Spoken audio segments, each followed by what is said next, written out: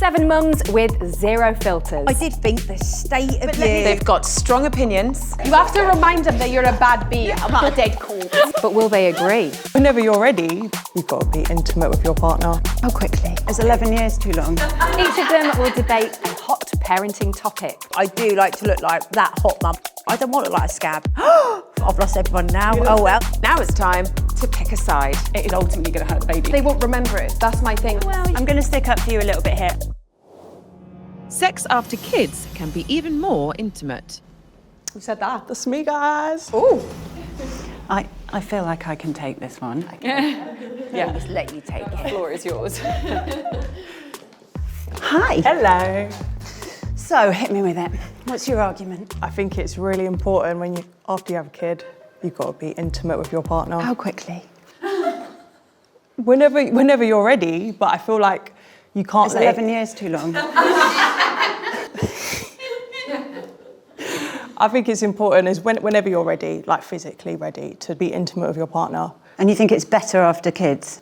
Yeah. Because you've shared that beautiful, experience together. Yeah. So I think the longer you leave it, like when you have a kid, you drift apart, you feel like you're just like friends, housemates. Yeah. And then you forget why you came together. Yeah. So it's really important to be intimate. I actually don't agree at all. Just because when I had just had a baby, I was so tired. Yeah. I was so exhausted. I was so touched out that the thought of anybody touching me just filled me with dread. Even the cat didn't get a look in. Like, by the time those kids were in bed, even if the dog tried, I've been like, I cannot, just get off me. And I do think that there's a bit of a pressure to say a good relationship has to have a really good sex life. I don't think that's true. I think... But it enhances the relationship. I don't think that's true. I think it can do. I think it can do, but I think that a really great relationship is whether you are a team, whether you can communicate properly, whether you can do all of those things. If you can do all of those things, sex is great and it's lovely, but I don't think it's the be-all and end-all. I think there are plenty. I do. It's so much more than that. 100%. Intimacy isn't just sex. Yeah. No, It's about communication, friendship. Cuddles, kisses. It is in a perfect world, but I think if you're not giving it to your man, he's getting it somewhere else. I think that is so disagree. misogynistic. I do. That is what I believe. Listen, if a man is having sex with another woman and he shouldn't be, it is not my fault. Yeah. It's absolutely not your fault. They are an absolute. I'm just saying, realistically, I'd love to say, people say, I've been with my man 20 years and we hadn't had sex for 10 years, but we're so in love. You'll find it out in the office. You don't come home till 8 o'clock. I wonder why. Impossible? I think if there's no sex in a relationship, your relationship dies. No, but I'm not standing over you saying there should be no sex in a relationship. But I just don't feel like it's like when you have kids and you're so in that world. Listen, we're not going to buy into this narrative that men are just like these primitive creatures who can't possibly keep their penis in their pants. I think it's both sides' responsibility, but if you have lost that thing Yes, brings that's you what I'm together, doing. that tenderness, I do think you have to work at getting that back. And obviously that then So does do you often lead to not sex. think intimacy is important? I do think it's important. Intimacy, not necessarily penis in vagina sex. I think personally for me, like standing on this side, I just think that differentiates from being not friends, because like you say, you get intimacy in other ways. Yeah. But for me, I think it's really important to share that together. I feel like you do have to spice it up here and there. Like sometimes I'm like all ramped up and then like we have sex and I'm like, oh my gosh, I feel better. Yes, same. You have to remind them that you're a bad bee. I'm with you on that. I'm with you. Throwing it back. See, I'm just not. I'm just so boring, so I'm definitely not one of them. Do you just lay to there remind like you. Yeah, I'm like a dead corpse. My sex drive isn't high. Mine is, so I'm going over. She's at it all the time. I'll choose sleep over sex any day of the week, if I'm honest. But what's sleep over sex? No. Sleep over sex. I think, that's something new. Did you think that was like a new version, a new version? Yeah, I was going to try it. So, both things can be true at the same time, if that's what it gets. Listen, I hear you. I don't want to... It's this pushing of the sex narrative that's the all-important thing that I just think makes a lot of people feel like their relationship is when actually it's not. Well, I've managed to convince 4 Yeah, of but them. she's in the middle. So really, only 2 and a Like bit. little horny devils over here. I don't think that intimacy is just about having sex. It's about those moments, it's about those longing looks at each other, it's about someone pinching your bum when you go into the dishwasher. It's okay to pierce a baby's ears. I'm with her. You think it's okay? I think it's okay. I think there's some sort of like cultural I think it's a bit bias odd. going Sorry. on there with that. Yeah. You don't think it's okay? I'm going here. I think I take this one, yeah. Hello. I'm open to hearing what you think, and I like listening to it, but I just, yeah. So, as a child, I had my ears pierced, and I don't remember it. I was 6 months old. It hasn't scarred me. Well, it technically has, but it hasn't scarred me mentally. So my first child had hers done at 6 months. She cried for a split second, and then it was over with. Didn't bother her or anything. And then my second child had hers done at 6 months as well. Didn't bother her at all. She cried for literally 2 seconds and then was happy as Larry. I got an 8-month-old, haven't had hers done yet, but I am going to get them done. And I just don't find anything wrong with it. Like, it's been going. Why do you get it done? Because you're not getting it done for them, are you? Like, I get it in like a 3 or maybe like 4 or 5 year old. Like, I get it. They're like want their ears pierced, but exactly. I mean, So that's my point. it's When not- they hit 4 or 5 years old, they see their friends with the ear piercing. They're like, I want my ears pierced. At that age, when they get the ears pierced, they're screaming, crying. They're more likely to touch it. They're going to they get have a infections. choice. Yeah, but I don't know. I know like they're still children, but they do have the choice, and you can talk them through like this might hurt, like, but are you sure you want it? It's going to feel like this. Yeah, With I a baby, get that. it is ultimately going to hurt the baby, whether it lasts a second or not. In the same way, you know, whatever, an injection or whatever, it is going to cause pain. But they won't remember it. That's my thing. And Well, it's like for not a saying split you ever would, but second. you could like slap someone around the face and be like, well, they won't remember it. Like, Yeah. it's still inflicting pain. But And it's like, my it's main not a thing is tattoo. who are you doing it for? Like who gains from it? Like it might look pretty, but I don't know. It just doesn't. I think they should. I have get the what you're choice. saying. Who are you doing it for? I think it looks cute. I think it looks pretty. But also, like, every child, 80% of children have their ears pierced these But also, days. don't they get infected sometimes? No, not once they've had an infection. I've just had her ears pierced. Yeah.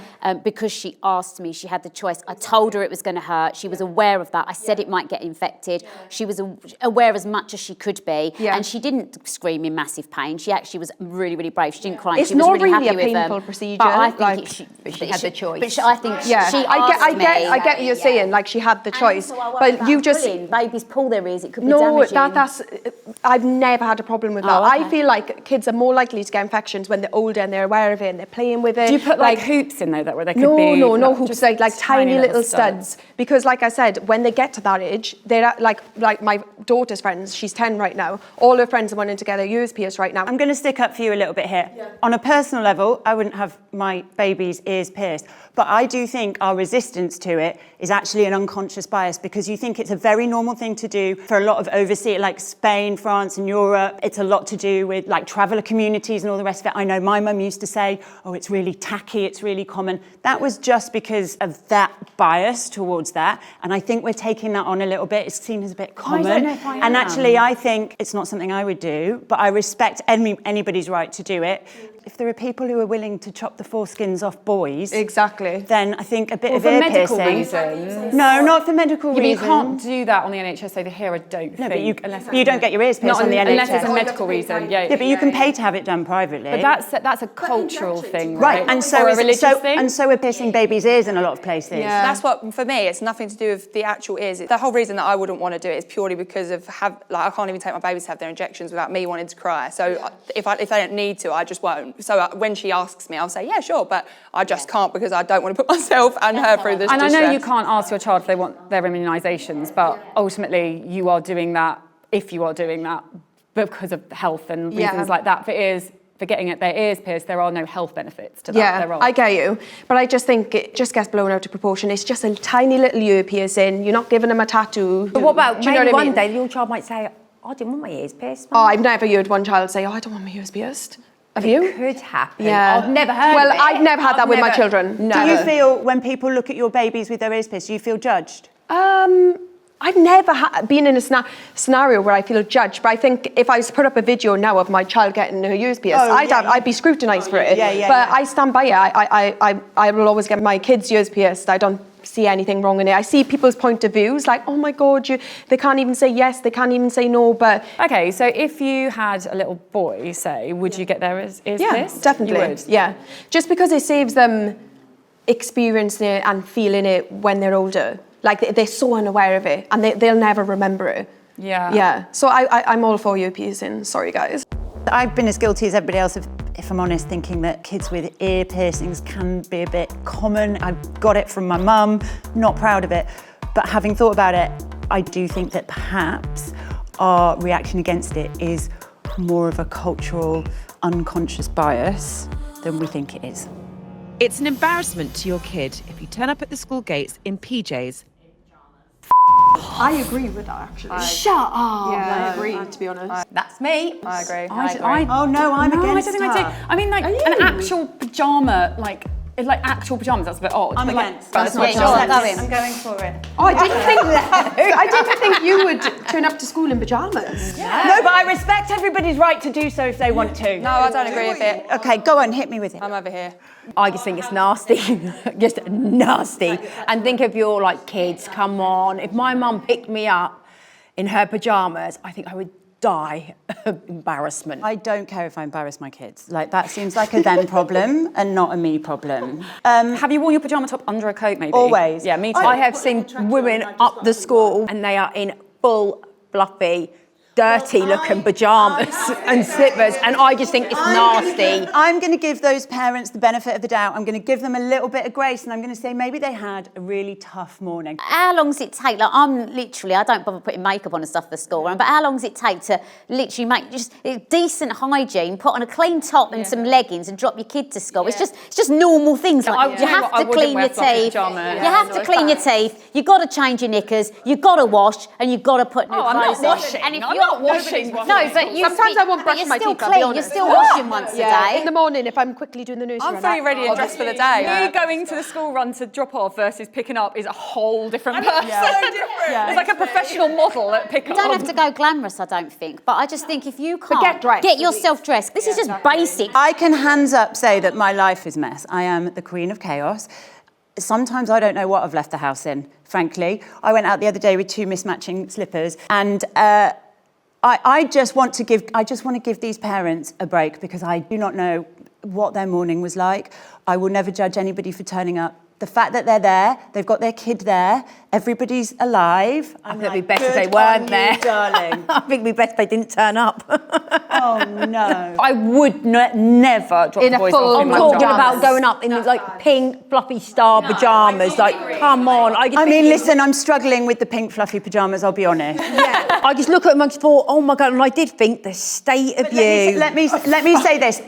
It's easy to talk about it when you're not talking about people you actually know. But if I was at the school gates and a really good friend of mine ran up and they'd all overslept and it was a nightmare and she was in her pyjamas, I'm not going to be judging her for it. I'm going to be like, If it was all right. my best friend, I'd be laughing my head off. So when I go up to school, I do like to look like that hot mum. I do like to look good for myself, but not for just for me. I like to look nice. I want to go up. I want to have my hair done. I've lost everyone now. Oh well. I like being a cool mum, not a hot I'm mum. not saying like, you know, everyone has to do it, but for me, I do. I don't want to look like a scab. No, but they do. You see someone kind of like, oh, No, hard. I don't care about being a hot mum. I care about being like turning up presentable. Yeah, if you're saying hot mum, then I'll just go for there because I don't. She's saying hot mum. All right. Well, I've got a move, but no pyjamas. Whatever you want to say it, but I do. But I like to look good anyway. You like to be a hot mum at the school gates, Yes. but who is it that you're looking hot for? For myself, I just like to look good. Like, I just like to look nice. Would you judge me if I turned up, not in my pyjamas, but if I turned up at the school gate, like greasy hair scraped up on in a mum bun? Probably. Yeah, I think I'm just the scabby Also, queen. like, people have to do, and Yes. like, looking good for the school run is just not a priority. But that's because I often go out after the school run. I do what I'm going to do. I like to go for a coffee. I like to do Do you know how liberating it is to go out as a bit of like looking a bit scruffy? So great. Is it? It's You so have to teach good. me. It's so good. Honestly, it's liberating. All my scabs have moved over to the other side. I think it might be the fact that you called them scabs. Maybe. There's part of me that admires that. I don't give a and there's part of me that would look at you and go, I think I might quite like you. Right, yes, it's not for me. I just like to look nice, be nice, smell nice. Just I do agree on the I do like. Yeah, I just like to, and it's for me. It's not for anyone. It's not even for my man. It's not for anyone. It's for me. I just like to feel good, look good. That's just the way I am. I do feel better if I'm up, washed and dressed. I do feel better, and I feel mentally better. I don't buy that it's just for yourself. I like my little blue. I like her to think, oh, you know, my mummy looked, you know, even if she's only 4. I think my problem is the level of judgment that comes with that statement. You're making assumptions But we're talking that about something basic. Get dressed. we totally are, and I'm not saying that you're wrong on Get that. up 5 minutes early. You don't need money to change from your pyjamas to your leggings. I don't know if somebody's brushed their teeth or not. I don't. I don't know. I mean, have occasionally to. I But know I brush that them when I forget. get home. Yeah. I mean, I was... Well done. Carla said she wanted to be a hot mum. I don't mind what people want to be. Like, whatever works for them. I'm not a judgmental person. The minute a baby is out of the womb, you should be happy taking it to any restaurant. Yep, that was me. Yeah, I think I got this one. Got it? Yeah. Okay. Go for it. Go for it. I just think the reason I said the minute the baby's out the womb is because I just think get the children like used to going out to restaurants and like getting used to that environment, because for me it's really important that my children work around me also. Like I don't just want to be just like stuck indoors all the time. Like I want to be able to take them to the restaurant, and I just think that's an important thing to do and get them used to it, like so that they know how to behave in a restaurant really. Yeah, I think that is all fair and well, but it depends what sort of restaurant. Like if I'm going to a restaurant that's going to cost, you know, 10, 20, 30, 40 pounds, but if I'm picking up a bill for 500 pounds, I wouldn't don't be want going no to one of screaming them. kids. I don't want no screaming kids there, because I would be gutted. And I think it's so unfair when you sit down, nice meal, you're spending money and you've got a kid screaming. I know it's not the parents' fault, it's not, but it happens, and I just think, oh my God, man, I'd be so fuming. But then I think that's on the parent to like know their child. Like, so if, for example, we were going out really, really late at night, I wouldn't take my little ones out really late at night. But if it was the day, that's the whole point of what I'm saying, is take them out when they're young to get them used to that environment so that you can take them out for a nice meal, because my kids will sit there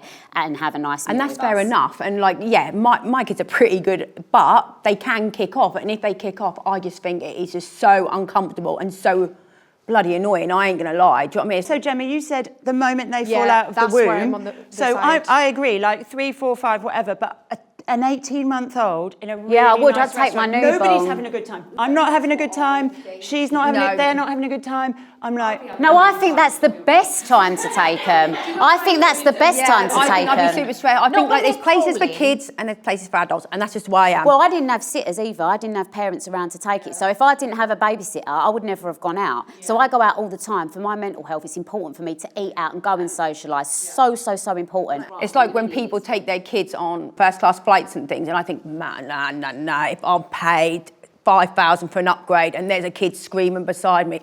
See, I would be the opposite. If I saw a mum struggling with a baby, my instant reaction would just be like, are you all right? Would it though? Japan Airlines have started this thing where they tell you where the kids are going to be sitting, so you can choose whether you sit near the kids or away from the kids, which I think is great, because if I'm there in the kids section with my kids, I know And that let's not everybody bear in mind, wants not to be everybody there. likes kids. Not everybody's mum got a mum instinct. Yeah, but get over it. That's weird. Not everyone does. Not everybody likes kids. I just think there's certain places for kids, like that's why they build McDonald's and places like that. They build them for children. You go and you buy them a £3, £4 Happy Meal, and the child's happy, you're happy, there's no stress. Yeah, but I don't want to eat that. I think that's absolute family time. Like we do games at the table where we go, would you rather be, my daughter will go, would you rather be a unicorn, would you rather be this? But that's fine, but would you do it in the Shard or somewhere like that? Well, I wouldn't eat in the Shard, I'm money mum. Do you know what I mean? I don't go to expensive restaurants, so I can't comment on that one, babes. I just think there's certain places for children and there's certain places for adults.